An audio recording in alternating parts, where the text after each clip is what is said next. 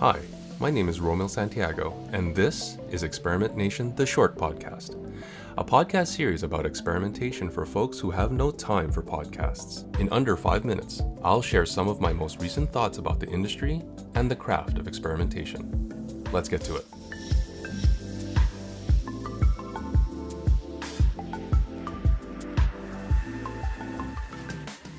Where should you start testing?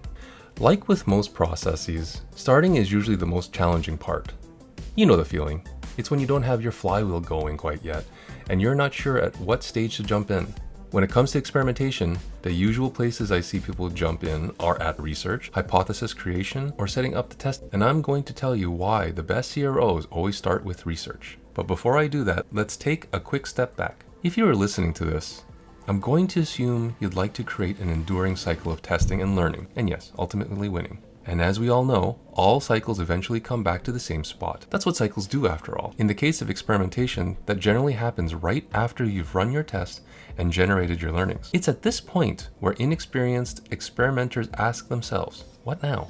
It's at this point that the cycle often stalls and most of the momentum is lost, outside of failed regression testing or internet outages.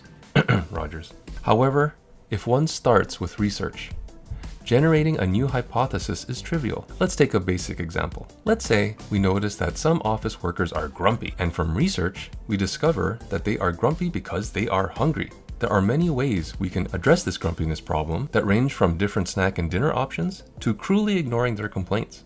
But because we have research, we can go through the testing cycle over and over again, trying different solutions, generating one learning after another.